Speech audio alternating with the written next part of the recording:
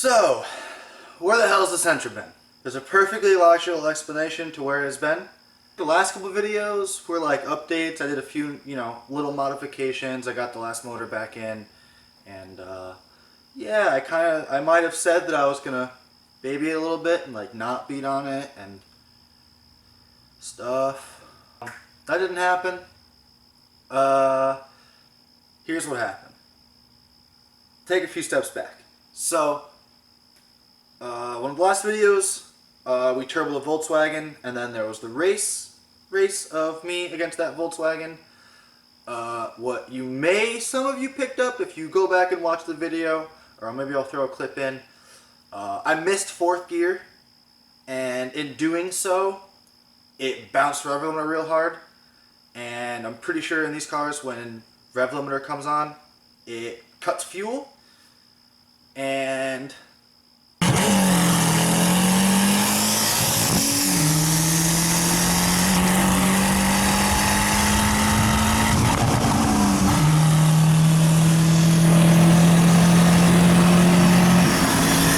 that wasn't good. Basically, I see a big poof of smoke come out in the video, and after that, it just wasn't pulling as hard. It still pulled fairly hard, don't get me wrong. Here's a clip of like right after that race of just like a little, like 60, 70 to like a little over 100 pull on Mexico roads.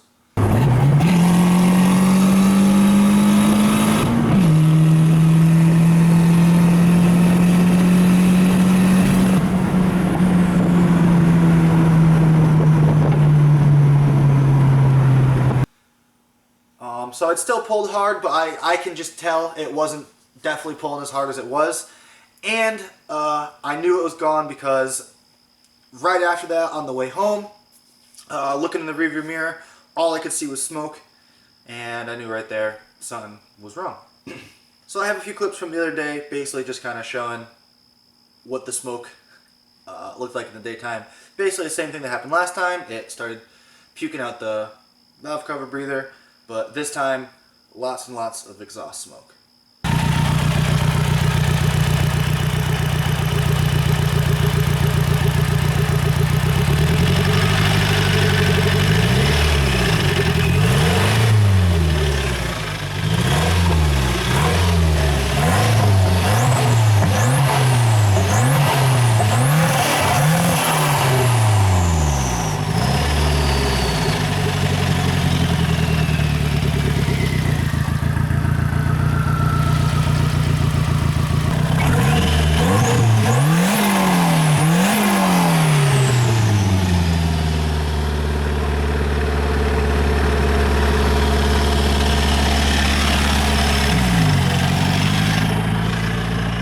Killed another one. So, yeah, no good. Alright, so now that I have gone through 2 GAs, and I had to do a head gasket on the first one, I don't really want to mess with these things anymore. I know I could, if I wanted to. I could do the bottom end, I could do the Federa pistons, go low compression, but I'm a little bit weary to dive into that realm yet. Have to check with tolerances and do all that sort of stuff. I know I more than likely could do it. I'm a fairly competent mechanic, but it's my daily driver right now. So I'd rather have that be a project car and do that sort of stuff.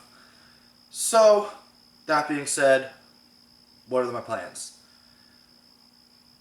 You might have already guessed, SR20 is the next logical step. I had a few different ideas. I could put KA in it. That would be a little more fab work.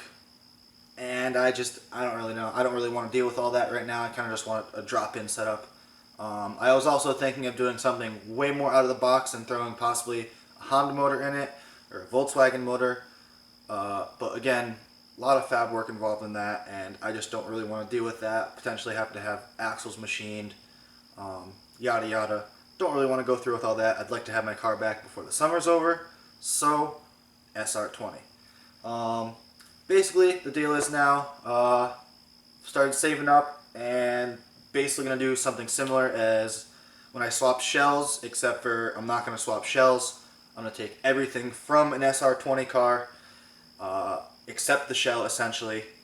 Rear disc brakes, the motor, the transmission, yada yada. Basically everything that I would need to make it an SR20 car is what I'm going to go ahead and do. So yeah, basically that's about that. Plans for getting there. If anybody's interested in a Volkswagen Mark IV, me and a couple buddies are gonna build one of those and flip it, just because we got one that is already in our hands. So why not throw some parts at it and maybe make a few bucks back. And other than that, you know, same old, just doing what I do. So probably once I do the SR20, I'm definitely gonna go for OBD1 SR20 or look into more. I wouldn't see why I wouldn't be able to use like a low port OBD2 SR20 and just run it on OBD1 management or whatever. But I'll have to look into that more.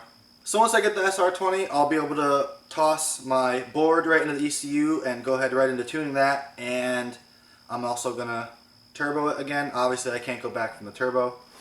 When I do go ahead and turbo it, I'll probably be throwing something about this size, ideally, probably a bit bigger, because this one needs to be rebuilt, and if I'm going to rebuild the turbo, I'm just going to buy a new turbo. It's going to be a little bigger. But, yeah, this is a T28 out of GTIR Pulsar, and yeah, this is, like I said, this is probably about what size will be going on there, and I don't know. This is the size turbo that I have on here right now. This is a Saab TD04 turbo. As far as how AR housings and shit, it's all very close to mine, and the turbine wheels are basically exact specs. So just use that as an idea. Turbo I'm using right now is very small, but it made decent power. It's really torquey, and the SR20 is going to get something more along this size, probably a little bigger, like I said. So that'll be making a lot more power, which is what we all want. So that about sums that up. Not really a whole lot of working on stuff really going on lately. I've kind of just been relaxing and trying to make moves and get this money made for the SR20 and whatnot. So yeah, some content coming up pretty soon. I'm going to Waterfest in New Jersey. It's a big Volkswagen show, so I'll have some video of that and whatever else comes my way. So I don't know. I guess I'll see you guys next time I get around to doing something I guess I could put on film. So